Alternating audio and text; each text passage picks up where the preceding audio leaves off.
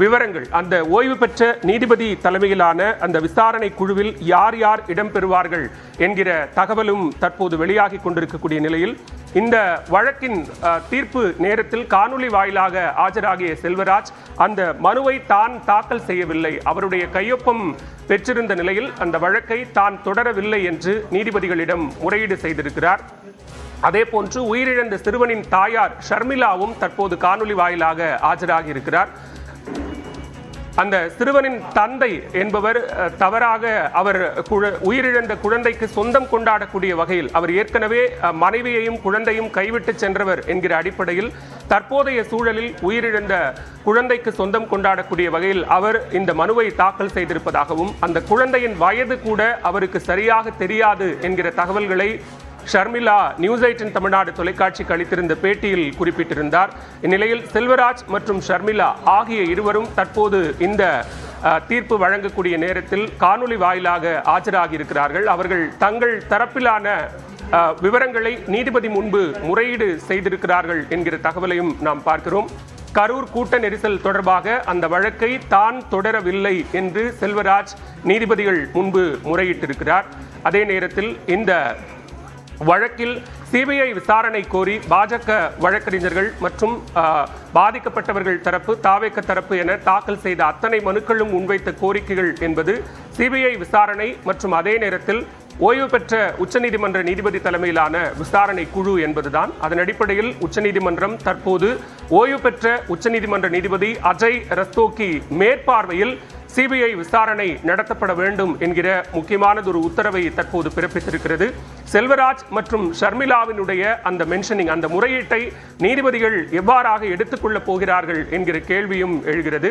இந்த உத்தரவு என்பது எதன் அடிப்படையில் பிறப்பிக்கப்பட்டிருக்கிறது? அதே நேரத்தில் சென்னை உயர்நீதிமன்ற நீதிபதி என் செந்தில்குமார் தன்னுடைய உத்தரவில் பல்வேறு பார்வைகளை முன்வைத்திருந்தார். தாவேக தலைவர் விஜய்க்கு தலைமை பண்பு இல்லை, அவர் அங்கு பாதிக்கப்பட்ட நபர்களை அவரும் இரண்டாம் கட்ட தலைவர்களும் கட்சியினுடைய நிர்வாகிகளும் தவிக்க விட்டுவிட்டு வந்துவிட்டார்கள் என்பது போன்ற பார்வைகளை முன்வைத்திருந்தார்.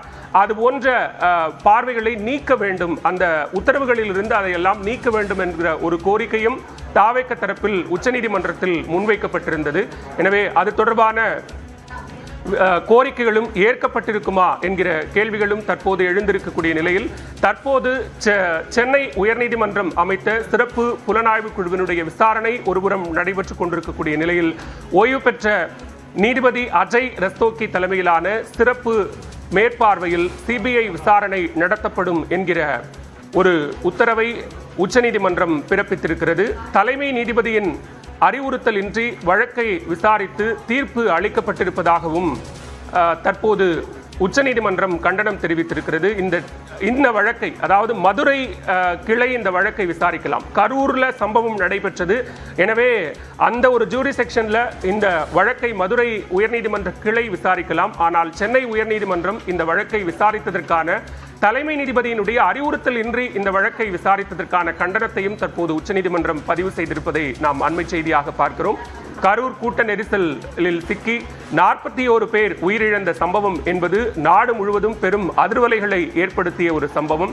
இந்த சம்பவத்தில் பல்வேறு தரப்பினரது பார்வைகளும் தொடர்ந்து முன்வைக்கப்பட்டு வந்த நிலையில் ஓய்வு பெற்ற உச்சநீதிமன்ற நீதிபதி அஜய் ரஸ்தோகி தலைமையில் அவருடைய மேற்பார்வையில் இந்த சிபிஐ விசாரணை நடைபெறும் என்று உச்சநீதிமன்றம் தீர்ப்பளித்திருக்கிறது. அதே நேரத்தில் சென்னை உயர்நீதிமன்றத்தில் தாக்கல் செய்யப்பட்ட மனு என்பது அரசியல் கட்சிகள் நடத்தக்கூடிய கூட்டங்களுக்கான வழிகாட்டு நெறிமுறைகள், நிலையான வழிகாட்டு நெறிமுறைகள் அமைக்கப்பட வேண்டும் என்கிற கோரிக்கையை முன்வைத்து தாக்கல் செய்யப்பட்ட மனுக்களில்தான் பல்வேறு கேள்விகளை நீதிபதி செந்தில்குமார் எழுப்பியிருந்தார்.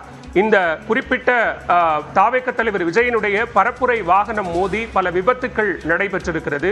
அது தொடர்பாக ஏன் வழக்கு பதிவு செய்யவில்லை, அவருடைய பரப்புரை வாகனத்தை ஏன் பறிமுதல் செய்யவில்லை என்பது தொடர்பான பல கேள்விகளை சென்னை உயர்நீதிமன்றம் எழுப்பியிருந்தது. தற்போது அதைத்தான் கேள்விக்கு உள்ளாக்கி இருக்கிறார்கள். அதே நேரத்தில் தற்போது தமிழ்நாடு அரசு தரப்பிலிருந்தும் சில முறையீடுகள் வைக்கப்பட்டு வருகின்றன.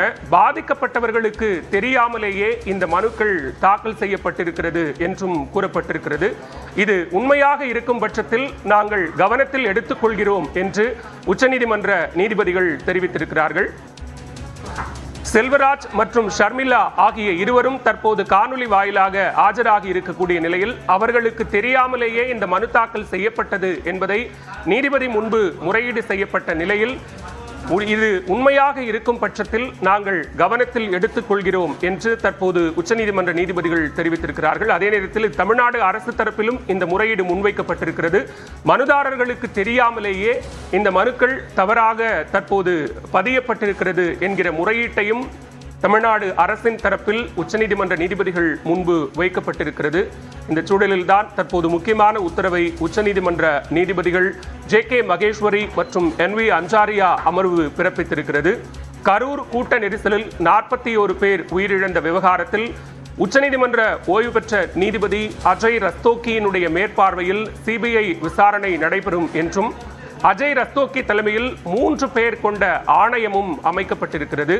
அந்த 3 பேர் IPS அதிகாரிகள் உட்பட 3 பேர் அந்த குழுவில் இடம்பெற்றிருப்பார்கள் என்றும் அவர்களுடைய மேற்பார்வையில் இந்த விசாரணை நடைபெறும் என்றும் கூறப்பட்டிருக்கிறது. அதே நேரத்தில் உச்சநீதிமன்றத்தினுடைய அமைக்கப்பட்டிருக்கக்கூடிய அந்த ஓய்வு பெற்ற நீதிபதியினுடைய தலைமையிலான குழு விரைவில் அறிக்கை தாக்கல் செய்ய வேண்டும் என்கிற ஒன்றையும் உச்சநீதிமன்ற நீதிபதிகள் பிறப்பித்திருக்கிறார்கள்.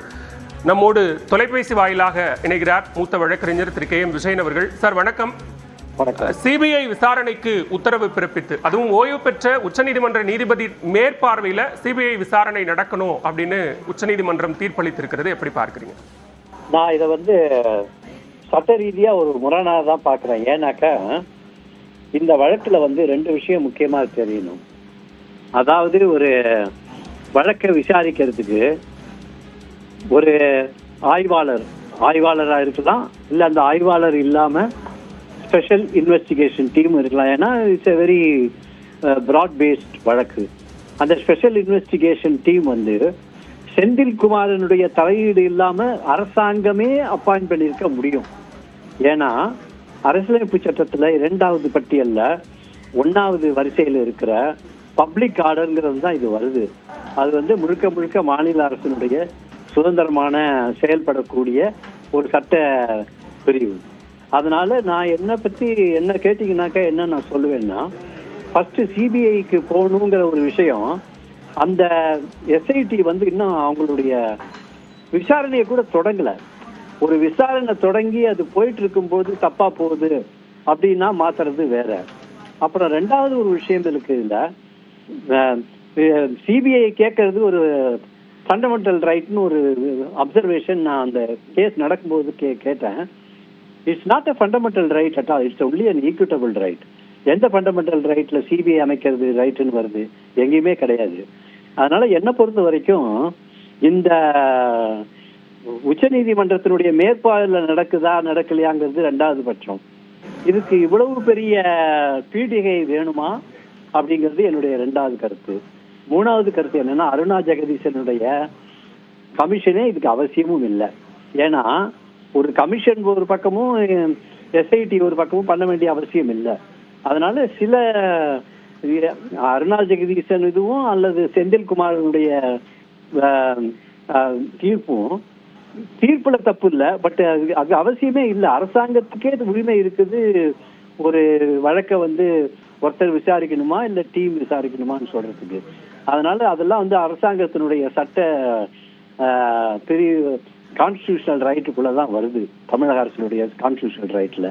அதனால என்னை பொறுத்த வரைக்கும் இந்த தீர்ப்பு சட்டப்படி ஏற்புடையது அல்ல. இப்போ தமிழ்நாடு அரசு தரப்பு இதுல முன்வைத்த வாதங்கள், ஏன்னா பாதிக்கப்பட்ட 2 நபர்கள்ல இந்த சிபிஐ விசாரணை கோரியவர்கள், நாங்கள் இந்த மனுக்களையே தாக்கல் செய்யல, எங்களுடைய பெயர்கள் தவறாக பயன்படுத்தப்பட்டிருக்கு அப்படிங்கிறதையும் நீதிபதி முன்பு முறையிட்டு இருக்கிறாங்க. அதுல உண்மை இருக்கும் பட்சத்தில் நாங்கள் கவனத்தில் எடுத்துக் கொள்கிறோம் அப்படின்னு நீதிபதிகள் சொல்லியிருக்காங்க. அது ஏதாவது தாக்கத்தை ஏற்படுத்துமா இல்லையான்னு நமக்கு தெரியாது. இன்னும் அந்த ஒரு விஷயத்துல இன்னும் பதிலே வரல.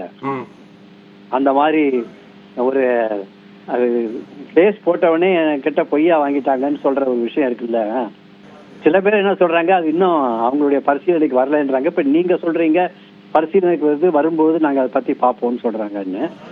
என்னை பொறுத்த வரைக்கும் இது மச் அடோ அபவுட் நத்திங்னு ஷேக்ஸ்பியர் ஒரு வார்த்தை சொல்லுவாரு. இட்ஸ் மச் அடோ அபவுட் நத்திங் அப்படின்னு நான் ஃபீல் பண்றேன். மிக்க நன்றி திரு கே. விஜயன், இணைப்பில் வந்து கருத்துக்களை பகிர்ந்து கொண்டமைக்கு. நம்மோடு தொலைபேசி வாயிலாக இணைந்திருக்கிறார் மூத்த பத்திரிகையாளர் திரு இம்ரான் உல்லா அவர்கள். சார் வணக்கம்.